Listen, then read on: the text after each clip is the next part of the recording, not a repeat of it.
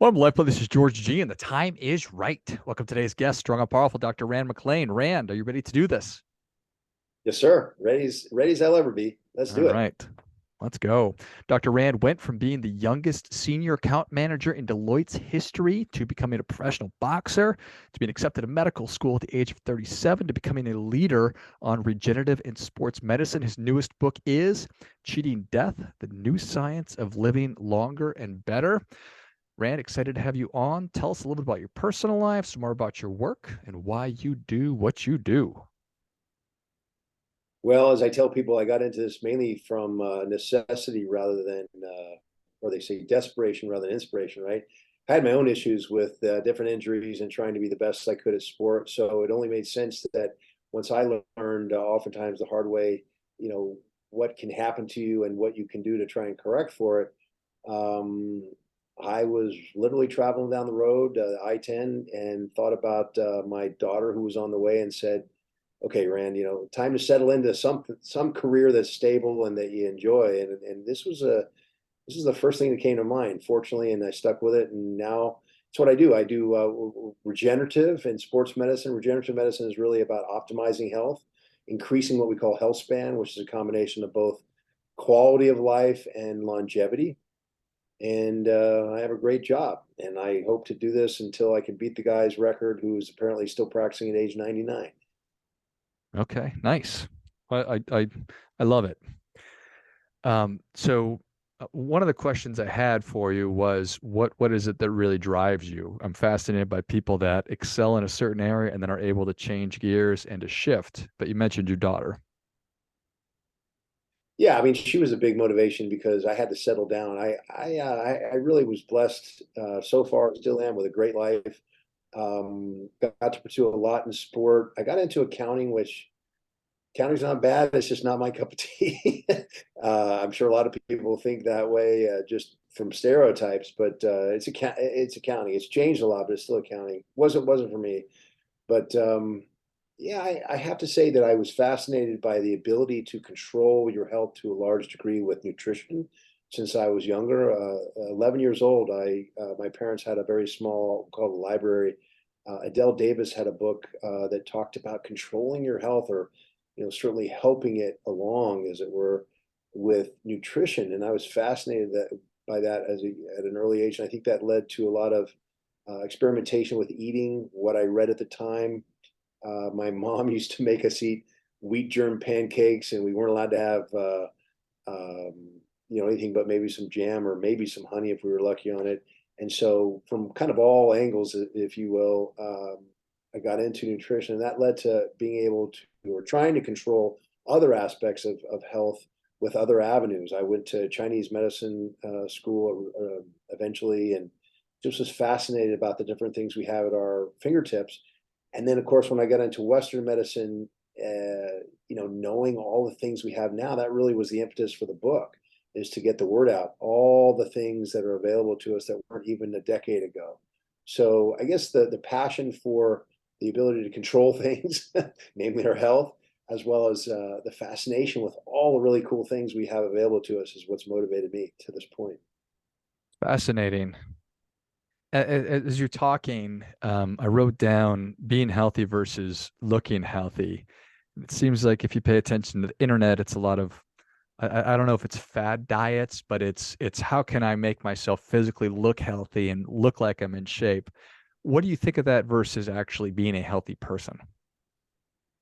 Well, fat and diet are almost interchangeable, right? I mean, those are repetitive, right? Redundant, I guess is the right word. And then, of course, you're talking to a guy who lives out here in L.A. next to Hollywood. It's not how you feel; it's how you look, right? All that kind of stuff. Now, that's the outside, and anybody who, you don't have to be a doctor to look at somebody and go, oh boy, something's wrong with that guy or girl, right? When you get up close and look.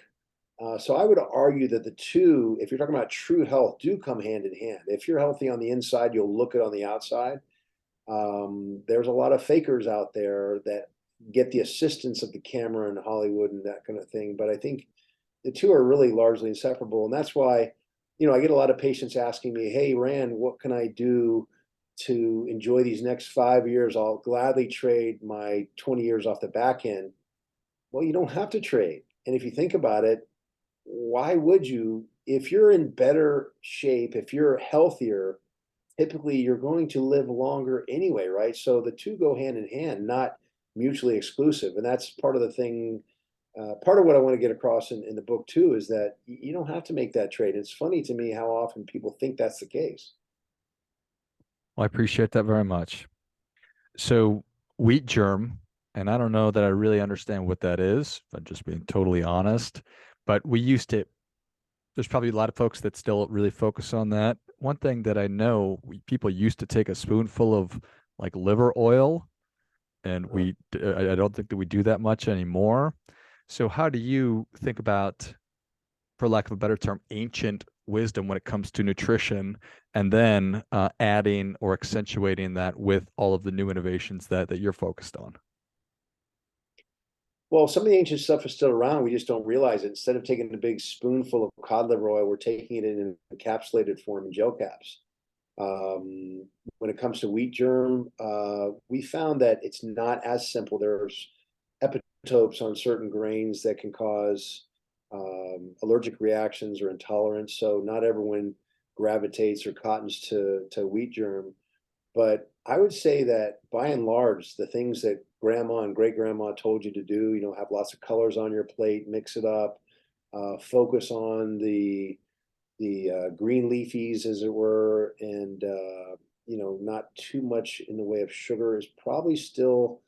Now that's considered the ancient wisdom, is probably still, in general, a good guideline from which to start. I always say, one size does not fit all when it comes to diet and nutrition.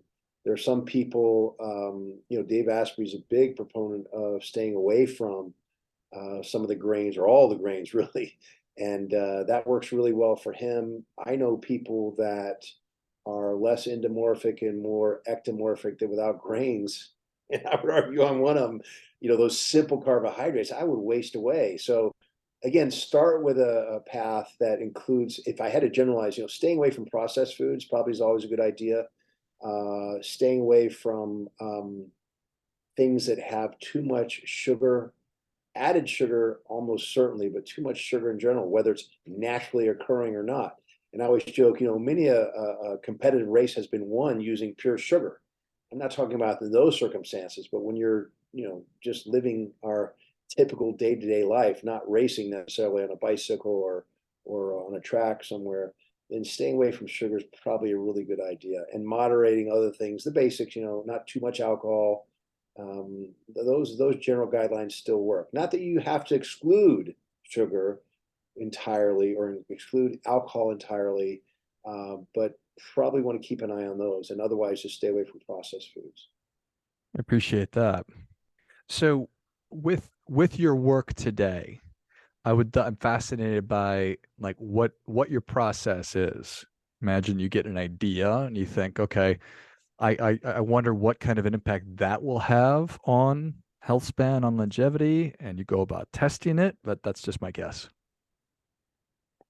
Well, I'm not a researcher, so I'm not doing a lot of hypotheticals and then going back to the board and testing. What I can do, though, is I can come up with some hypotheticals based upon observation and engaging the CPU, and then doing some research. One of the great things about going to school and with what we have available to us through the internet is to be able to do what we call a dive, or a deep dive into what's been published. It is not something that a lot of people have access to at the level that they might like. But things like Google Scholar or PubMed are a great start. I would argue that you should school yourself, if you can, in being able to really evaluate the quality of a study. And there's a physician out there, Peter Attia, who does a great job of delineating the way to do that. It's a great primer. Actually, it's more than a primer.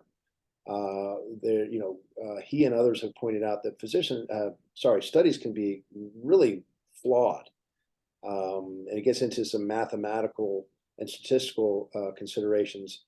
But in terms of the process, yeah, observation is the way we start pretty much in medicine, and from there we come up with with the hypotheticals, the hypotheses, and from there you can try and judge what works and doesn't work. But that's really what you're referring to, I think, unless I'm not understanding the question, is really the purview of the researchers out there. I'm not a researcher, although I am involved in some studies with stem cells. I'm not what we would call a researcher. I'm more of what we call a clinician. Got it. So somebody comes to you and they say, why do folks come to you primarily, or some common reasons? Most people come in because they don't feel right, and they've looked around as to why they don't feel well, asked friends, including Dr. Google on the internet, and some way or another they come in. My focus is on health optimization, improving what I referred to earlier as health span. So people, if they've been to, or not, but a lot of them have been to their primary healthcare uh, practitioner and not gotten a good answer, like, hey, that's normal. Hey, that's just the way it is. Deal with it. Learn to live with that. If they're not happy with that answer, they can oftentimes end up coming to me or doctors like me. I'm not the only one in town, that's for sure. But doctors who focus not on sick people or reviving people who have more than one morbidity, the disease process going on. These are people that are saying, hey, I have been successful, for example, in life so far. Yeah, I'm 50 years old. I'd like to retire now or soon. And I don't feel and I don't enjoy life like I did when I was 20. Can I do something about it? And don't like the standard answer. Those are the patients I typically get. And what is the potential answer? If I'm 50, can I feel as good as I did when I was 20? Yes, I found some people feel better than they ever have. Now, personally, I'm 60, so I can't speak to it directly, what happens after this age, but I can speak to, the patients I've seen where, okay, somebody who's 80 is not going to necessarily feel like they did when they were 20. But, the expression about, 60s, the new 40 and all that kind of stuff, there's a lot of that does apply. So at least as far as I'm concerned, it's 60. And those patients I've seen, there's still a lot you can do. And if it's not in its entirety, there's aspects of your life that you may consider yourself better than you ever were before. And so that's still on the table, at least at this age. Again, as you go further in life, there's certainly a lot better ways to spend it than the typical 75, 80-year-old that's just spiraling down into old age, and feeling sicker and being sicker. We know that this occurs naturally, but as I like to joke, but seriously, it's natural to get sick and die one day. So who says we want to follow the norms and the natural ways to do it? We have some really, really great ways available to us today to, as they say, turn back the hands of time so that you don't have to feel. Now, again, if you don't feel like you did when you were 20, you can certainly feel like you did when you were 30 or 40 again. And that beats, for a lot of people, unfortunately, most people, what typical 75-year-olds feel like now. Well, I'd be remiss not to ask, what are some of those ways? Well, and that's one of the reasons I wrote the book, because there's so many ways. Now, typically, sort of what they call a no-brainer, and along with death and taxes, things are going to head your way one day, is hormonal changes.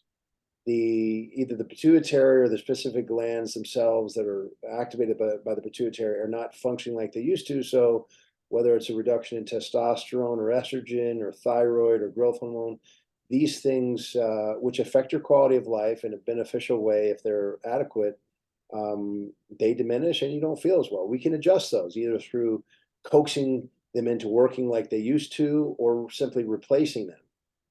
There are ways to clean up what I call the cellular mess, where, and I use the analogy, the cell has to produce a lot of things, proteins, and those proteins have to be folded in a special way, messengers to other cells close by or far away.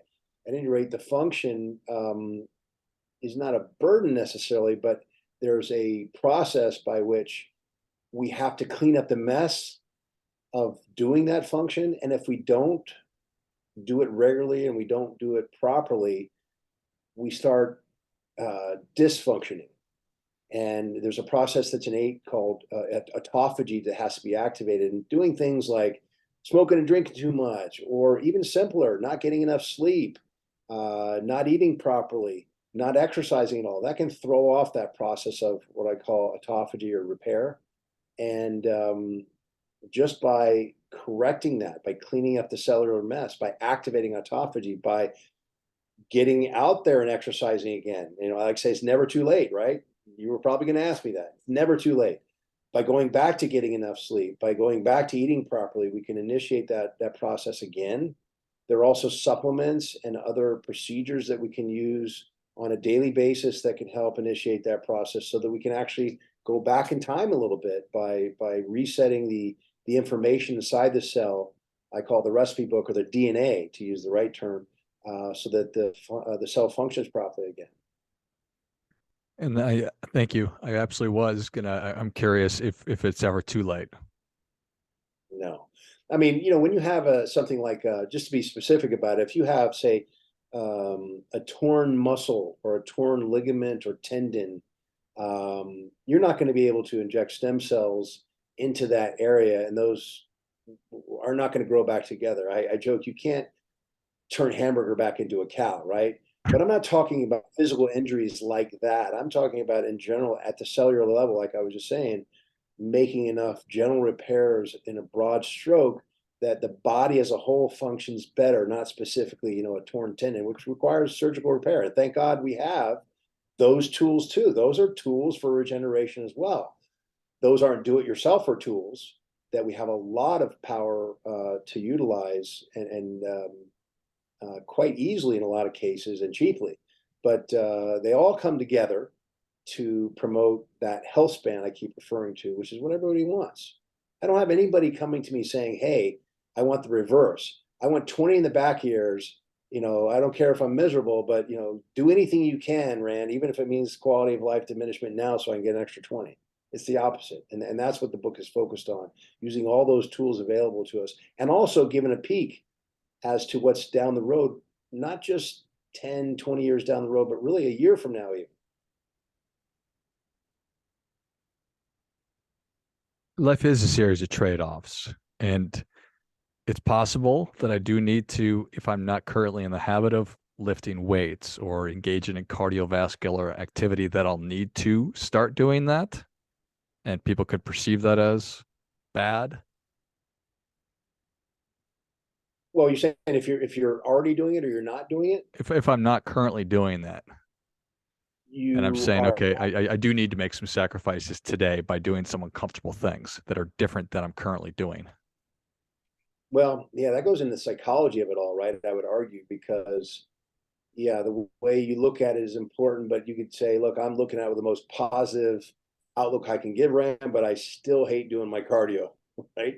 Well, okay, then we need some reframing, and that's more of a psychological issue. But the science is there, and maybe for someone like you, if that were you, you wouldn't really cotton to the idea of running 13 miles a day or getting in shape for a marathon or a triathlon of significant distance or any distance, right? But still, if we could get you gardening, let's say, something that requires some movement, you would still be way better off. And in some cases, you are better off than someone who's probably, maybe, if not probably, overtraining, which isn't good for you either. There's this concept of hormesis where, too little of a good thing is not good for you.